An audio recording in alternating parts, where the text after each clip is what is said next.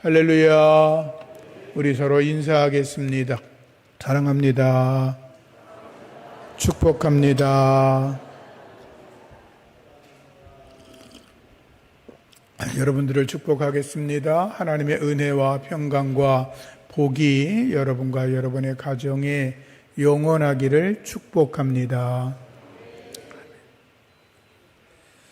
오늘은 지난주에 이어서 성령을 좇아 행하라 두 번째 하나님의 말씀을 드리려고 합니다.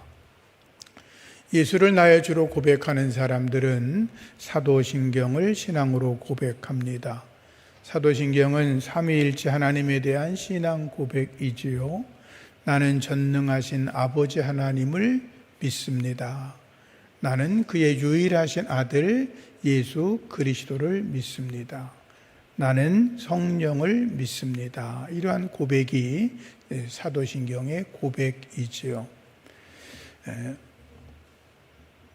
삼위일체 하나님 가운데서 성부, 성자, 성령 이 세 분을 생각할 때 신학을 잘 모르시는 분들은 성부는 하나님 아버지니까 첫째가 되시고, 성자는 아들이니까 둘째고, 성령님은 셋째라고 생각하는 분들이 있을 수 있습니다.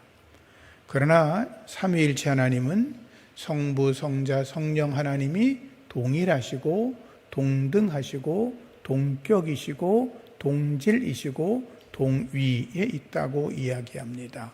삼위일체 하나님 세 분은 다 동일하시다라고 하는 거죠. 성령을 믿는다고 하는 것은 성령님이 삼위일체 하나님이시다라는 것을 믿는 것입니다. 예수님께서 세례 받으실 때에 성령께서 하늘에서 비둘기처럼 임하셨고, 하나님의 음성이 이는 내 사랑하는 아들이라 내 기뻐하는 자라라는 음성이 들렸습니다. 세례 받으시는 그 자리에 성부, 성자, 성령이 함께 계셨습니다. 예수님께서 승천하시면서 제자들에게 너희는 아버지와 아들과 성령의 이름으로 세례를 주라 라고 말씀하셨고, 오늘날 한국교회 목사님들이 축도할 때에도 예수 그리스도의 은혜와 하나님의 사랑과 성령의 교통하심이라고 삼위일체 하나님의 이름으로 축복하며 기도합니다. 성령님은 삼위일체 하나님이시다라는 것입니다. 두 번째로 성령님은 성부 하나님과 성자 예수님과 동일한 속성을 가지고 있다는 것입니다. 하나님은 유일하십니다. 영원하십니다. 전지전능하십니다. 무소부재하십니다. 거룩하십니다. 모든 것을 통치하시고 다스리십니다. 자기 백성들을 구원하십니다. 그리고 모든 것에 초월하시며 절대 주권을 가지고 계시고, 우리에게 은혜와 평강을 그리고 하나님의 복을 우리에게 내려주십니다. 성부 하나님도 성자 예수님도 성령님도 동일하게 일하시는 것입니다. 성령님은 삼위일체 하나님과 함께 일하심을 믿습니다. 창세기 1장 2절에 보면 하나님의 영이 수면에 운행하셨다. 그 하나님의 영은 성령이신데 천지 창조 때 함께 일하셨다. 그 말씀이십니다. 성령님은 예수님의 구원 사역에도 동참하십니다. 예수님이 태어나실 때 성령으로 잉태되셨고, 세례받을 때 비둘기처럼 임하셨고, 그리고 광야 시험을 당할 때도 성령님이 이끌어 들어가셨고, 공생의 사역을 하실 때도 성령께서 함께 하셨고, 그리고 예수님은 떠나가실 때 보혜사 성령을 너희에게 보내주시겠다라고 말씀하셨죠. 성령님은 예수님을 나의 주님으로 고백하게 하십니다. 고린도전서 12장 3절 말씀에 성령이 아니고는 누구든지 예수를 주라 할 수 없다라고 하였지요. 성령님은 예수님을 나의 주로 고백하게 하시는 분이십니다. 그분은 우리를 어두움 속에서 우리를 건져내어 주셔서 참빛으로 이끌어 주시고 새 생명을 부어 주시고 하나님의 사람으로 거룩하게 살아가도록 우리의 길을 이끌어 주시는 분, 그분이 성령님이십니다. 구원의 역사로 이야기를 하면 성부 하나님은 구원의 설계도, 계획을 이루셨고 예수님은 하나님의 구원 계획의 설계도에 따라 십자가에 달려 죽으심으로 실행하셨고 성령님은 그 모든 것들이 우리가 믿어 구원에 이르도록 구원의 역사를 완성하시는 일을 하셨습니다. 성부, 성자, 성령님은 삼위일체 하나님이십니다. 지난주에 이어서 성령을 쫓아 행하는 것이 어떤 삶인가를 말씀을 드리려고 합니다. 첫 번째는 하나님 앞에 예배하는 것입니다. 성경의 이야기가 여러 가지가 있지만 그 얘기를 하나로 통합하면 하나님께 예배하는 이야기라고 말을 해도 틀리지 않습니다. 하나님께서 아브라함을 택하셨습니다. 아브라함을 택하셔서 그를 약속의 땅으로 보내십니다.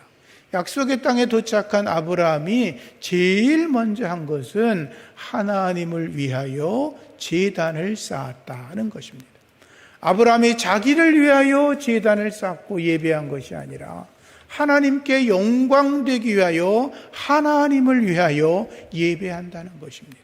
지금도 우리가 예배합니다.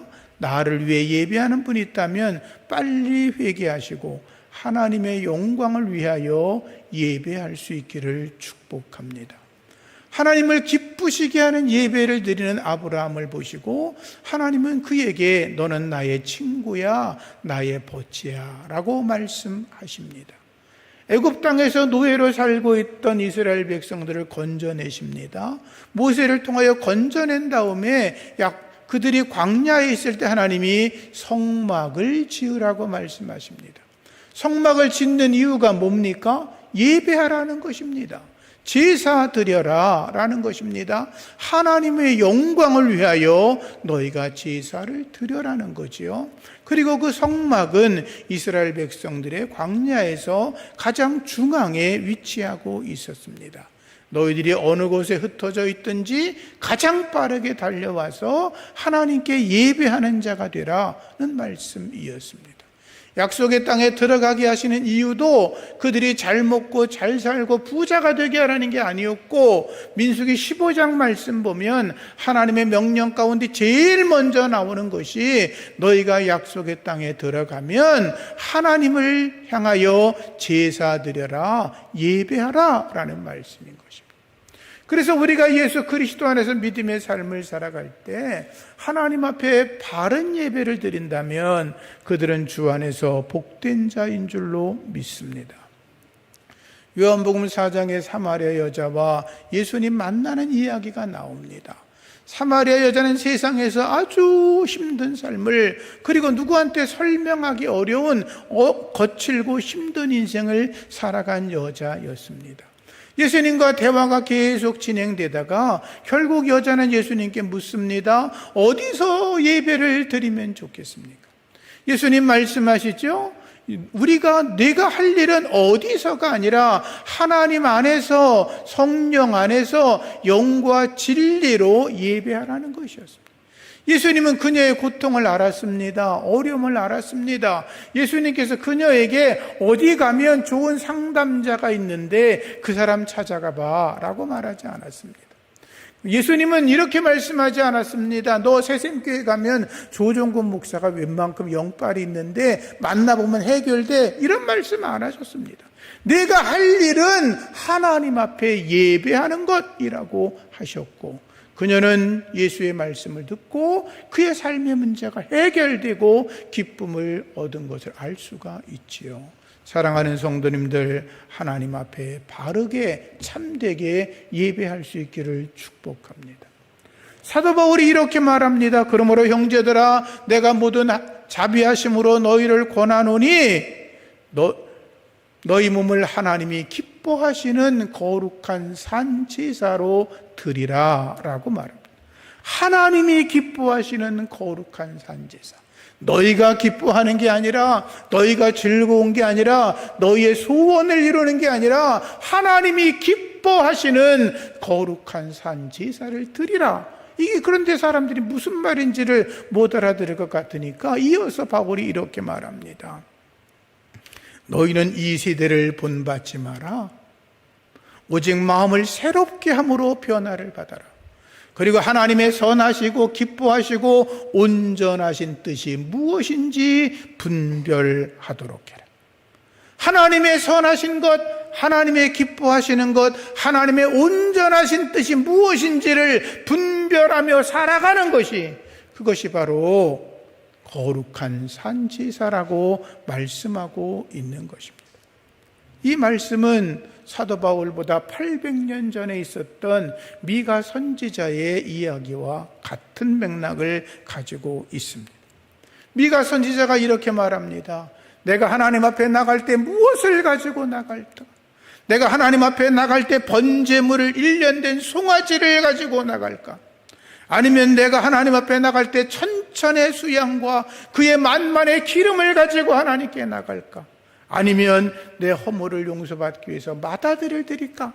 아니면 내 죄를 인하여 내 몸의 열매를 드릴까? 아니다. 하나님이 원하시는 것은 오직 공의를 행하며 인자를 사랑하며 겸손하게 하나님과 함께 동행하는 것이라고 말했습니다. 미가 선지자의 말은 너희가 어떠한 제물을 얼만큼 어떻게 드리는 것이 아니라 너희의 삶 속에서 하나님의 공의를 행하고, 그리고 하나님이 베푼 백성들을 사랑하고 하나님과 동행하며 하나님이 기뻐하시는 일이 무엇인지를 행하며 살아가라는 거죠. 오늘 예배 자리에 잘 나오셨습니다. 하나님이 기뻐하실 것입니다. 그러나 우리가 이 자리에서 예배하는 것만이 아니라, 주중에 나와서 하나님을 예배하는 그 시간만이 아니라, 내가 살아 숨쉬는 모든 시간 속에서 하나님이 기뻐하시는 공의, 하나님이 기뻐하시는 선함, 하나님이 기뻐하시는 온전한 뜻을 따라 하나님을 위하여 살아가는 것, 삶의 예배로 살아가는 사람 되기를 축복하고, 그것이 성령을 따라 살아가는 삶이라고 하는 것을 기억하시기를 바랍니다. 두 번째, 성령을 따라 살아가는 사람들은 하나님의 말씀을 부지런히 읽고 묵상하고 실천합니다.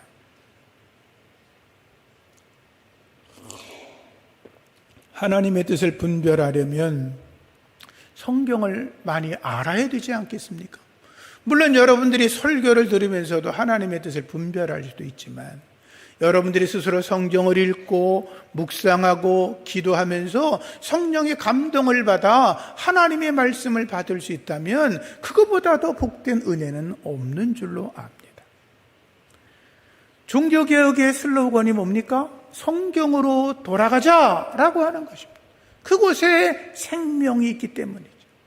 요즘 한국 교회가 여러 가지 어려움과 위기를 당하니까 교회에 세미나나 무슨 큰 집회들을 가보면 일반적으로 그 표어나 제목이 뭐냐면 복음으로 돌아가자, 다시 복음으로, 이렇게 많이 표현을 하고 있습니다. 왜? 복음, 성경으로 돌아가야 한국 교회가 산다는 것입니다. 우리가 복음으로 돌아가야 내 생명이 더러운 것에서 벗어나고 새 생명으로 살아갈 수 있다는 것입니다. 복음으로 돌아가야 인간의 탐욕과 정욕을 버리고 하나님의 말씀으로 거룩하게 살아갈 수 있다고 하는 것입니다. 복음으로, 성경으로 돌아가시기를 주의 이름으로 축복합니다. 죄송한 말씀이지만 신앙생활을 하시는데 성경 읽은 지가 꽤 오래됐어, 이런 분들 계시면 회개하셔야 합니다. 그건 목사도 여러분들도 마찬가지입니다. 성경을 안 읽고 성경을 묵상하지 않고 어떻게 우리가 주님의 백성으로 살아갈 수가 있겠습니까? 우리가 하루에 식사를 합니다. 두 끼, 세 끼, 일부러 금식하면서 가끔 굶는 분도 계시지만 우린 정상적인 건강을 얻기 위해서 음식을 늘 먹습니다. 하나님의 말씀은 영적인 양식인데 영적인 양식을 내가 먹지 않고 아무런 생각 없이 그냥 살고 있다? 그 병든 사람입니다. 그가 목사여도, 그가 여러분 중에 어떤 대단한 분이어도 성경을 읽지 않는다? 그분들은 병자입니다. 병자. 괜히 거룩한 척하지 마세요. 말씀을 사모하고 말씀을 깨닫고 성령이 주시는 은혜로 살아가는 여러분 되기를 축복합니다. 성경을 읽으면서 하나님의 숨결을 느껴야 합니다. 모든 성경은 하나님의 감동으로 되었다 그랬습니다. 예언은 언제든지 사람의 뜻으로 난 것이 아니라 오직 하나님의 성령의 감동하심으로 그걸 받은 사람들이 쓴 거라고 했죠. 하나님의 감동이라고 하는 말은 하나님의 숨결이란 말입니다. 하나님의 숨결, 성령의 은혜로 성경이 쓰여졌다는 거죠. 그래서 우리가 성경을 읽으면서 하나님의 숨결을 느껴야 하는 것입니다. 여러분, 사랑하는 사람들하고는 가까이 있죠. 그분의 옆에 있는 사랑하는 아내, 남편 또는 자녀들의 숨소리만 들어도 우리는 그의 마음을 읽어내지요. 성경을 읽으면서 하나님의 숨결을 느껴야 합니다. 여러분 중에도 그런 분이 있을 거예요. 성경을 읽는데 하나님의 말씀이 다윗의 고백처럼 송이꿀보다 더 달아.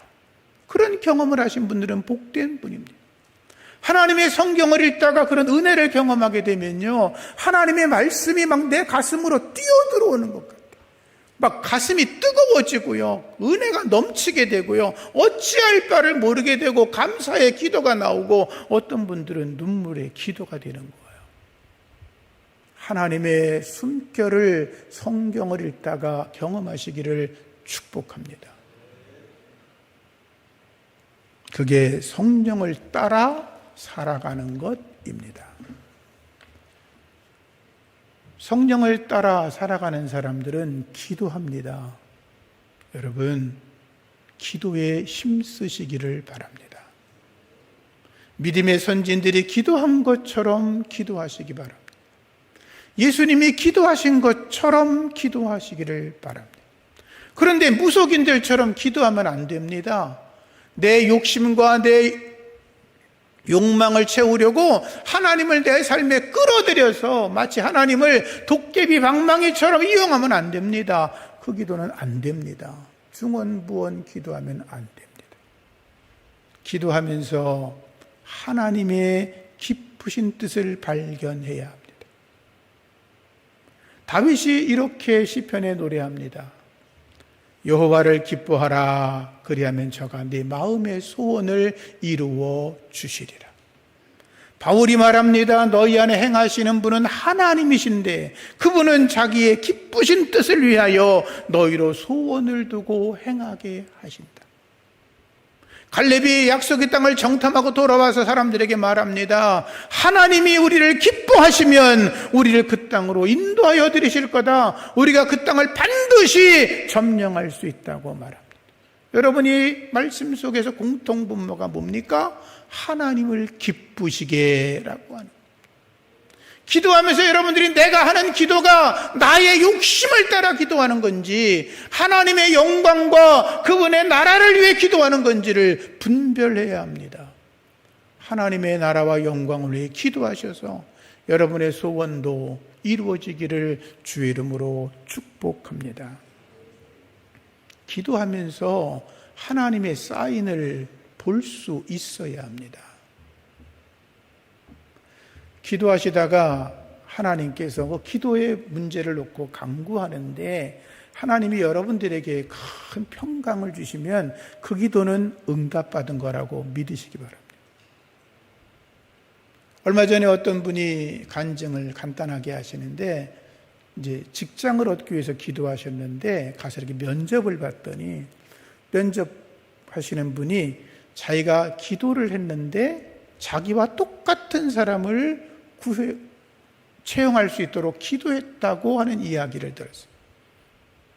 제가 대전에서 신학교에서 교무과정을 일할 때 신학생들 면접을 봤는데 면접 끝난 뒤에 어떤 여자분이 저에게 따로 좀 뵐 수 없냐고 그래서 그러시라고 이야기를 하는데 저한테 묻는 거예요.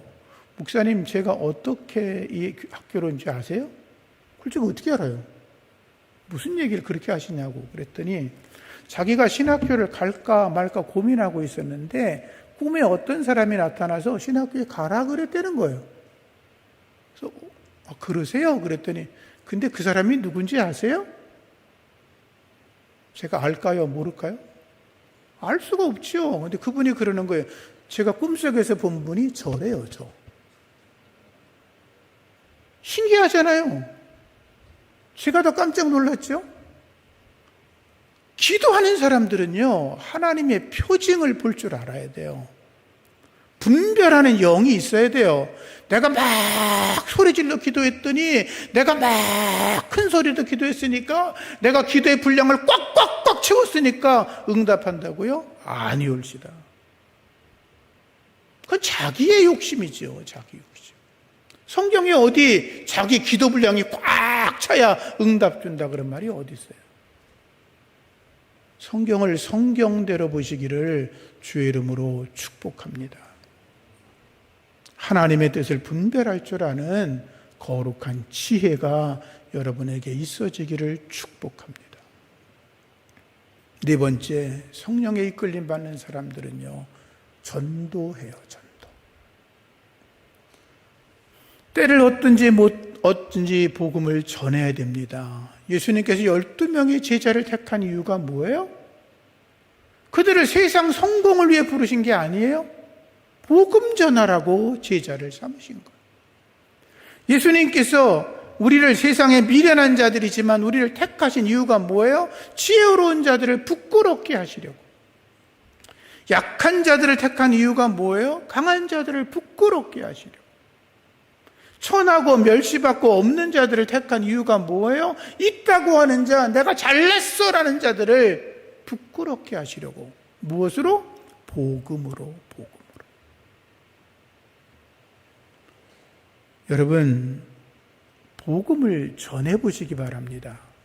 이렇게 티슈 나눠주고, 뻥과자 나눠주고, 그런 거 말고,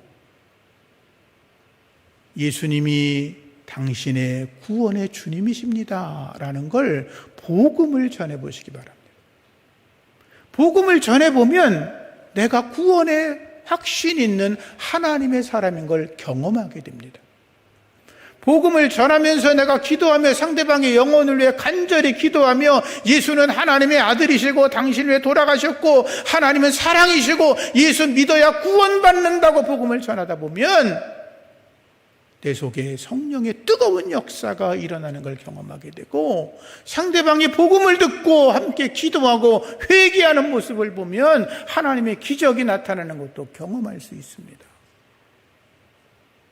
베드로가 뭐라 그럽니까? 너희는 택하신 족속이요 왕 같은 제사장이요 거룩한 나라요 그의 소유된 백성이라 그랬잖아요. 근데 그렇게 만드신 이유가 뭐라 그랬어요?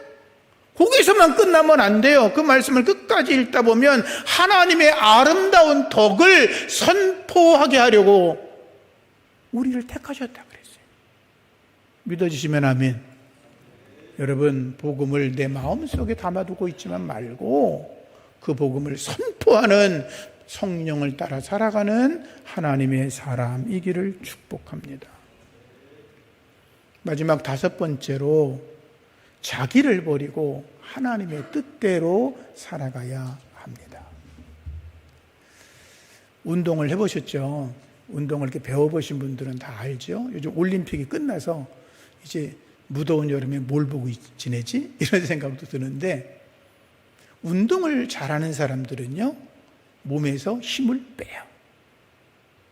권투 선수 이런 사람들 힘쓸 것 같죠? 힘을 빼요. 저는 특별한 운동은 안 해봤지만 저도 테니스 한 15년 하고 이렇게 수영도 지금 한 8년째 하고 자전거도 전국을 다녀보고 탁구도 이렇게 좀 치고 그러는데요.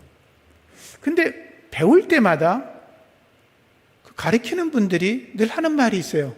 힘 빼세요. 힘을 주고 치면 이상하게 코트 밖으로 나가요. 힘을 주고 수영하면요 물속에 깔아앉아요. 그렇죠? 힘을 빼라는 거예요. 영적 생활도 마찬가지예요. 힘을 빼야 돼요. 여러분, 괜히 힘쓰지 마세요. 영적 생활에 힘쓰는 게 뭔지 아세요? 자기 고집대로 하는 거예요. 불순종하는 거예요. 힘쓰는 게 뭔지 아세요? 자기 꾀와 자기 방법으로 하는 거예요. 내가 할 수 있어요! 그러는 거예요. 가나안 땅을 정탐하고 나서 하나님이 그들이 못 간다고 막 울고불고 난리를 치니까 하나님이 너희들 가만두지 않을 거야. 분노하셨어요. 그들이 다 죽을 거라고 하나님이 말씀하셨어요. 이스라엘 백성들이 그때야 비로소 깨닫고 약속의 땅을 점령하겠다고 자기들끼리 군대를 모아 공격해요. 그때 모세가 그래요. 가지 마라. 가지 마세요. 하나님이 함께하지 않아요. 하나님이 가라고 말씀하지 않았어요. 가지 마세요. 힘쓰지 마세요. 쓸데없는 짓 하지 마세요. 근데 그들이 공격합니다. 졌을까요? 패했을까요? 이겼을까요? 졌을까요? 망했어요. 다 죽었어요. 헛힘 쓰지 마세요. 흔히 하는 말로 우리가 물결 따라 흘러간다 그러는데 세상에 끌려가는 게 아니라 성령을 따라 행하시기를 예수 이름으로 축복합니다. 오늘 아침에 이제 국민일보 칼럼을 읽다가 최강희 목사님의 칼럼이 눈에 딱 들어오더라고요. 제목이 여러분 성공하지 마세요. 이렇게 써놨어요. 다 성공을 꿈꾸는데 성공하지 말라는 게 뭔 소리야? 그래서 제가 아침에 읽어봤어요. 2015년에 국회의원이고 그리고 경남기업 회장이었던 성완종이라는 분이 스스로 목숨을 끊었어요. 기자회견을 하고 그 다음날 새벽에 유서를 써놓고 목숨을 끊은 거예요. 근데 그분이 중학교를 나오셨대요. 성공하고 싶은 욕망이 클 테니까 1,000원 갖고 시작해서 연매출 1조 원의 대단한 기업을 일으킨 거예요. 근데 그분이 죽은 뒤에 수첩을 이렇게 보니까 국회의원들 이름이 막 수두룩 빽빽하게 써 있는 거예요. 누구한테 얼마 주고 누구한테 얼마 주고. 근데 국회의원들의 특징이 있잖아요. 난 그 사람 이름도 몰라. 본 적도 없어. 한 번도 통화한 적 없어. 다 그냥 거짓말을 한 거죠. 누구도 도와주지 않으니까 그냥 스스로 목숨을 끊은 거예요. 근데 그분이 서산에 있는 모 감리교회 장로님이셨어요. 언뜻 생각하면 장로님 좀 딱하다, 안 됐다. 왜 그런 억울한 일을 당했을까? 그럴 수도 있는데 이 목사님은 이렇게 이야기를 했어요. 그분은 성공주의에 취해 있었다는 거죠. 세상의 가장 악한 방법을 통해서 누구도 안 된다고 얘기했던 그 많은 정치가 돈 많은 사람, 그 사람들 얼마나 좋지 않은 거래를 했겠어요. 하나님을 바라본 게 아니라 성공주의로 치닫다가 하나님이 아니라 물질의 만몬을 쫓다가 결국 망한 거지요. 하나님의 나라를 유업으로 얻지 못한 거죠. 그렇죠? 너무 성공을 위해서 애쓰지 말라는 거죠. 타락하지 말라는 거죠. 하나님의 은혜로 살아가면 하나님께서 우리에게 성공을 주시면 감사함으로 살아갈 거고 하나님의 뜻을 살아가다가 하나님이 우리에게 실패하게 하시면 그 은혜로 살아갈 뿐이죠. 예수 안에서 성령을 따라 행하는 하나님의 사람들 되기를 예수님의 이름으로 축복합니다.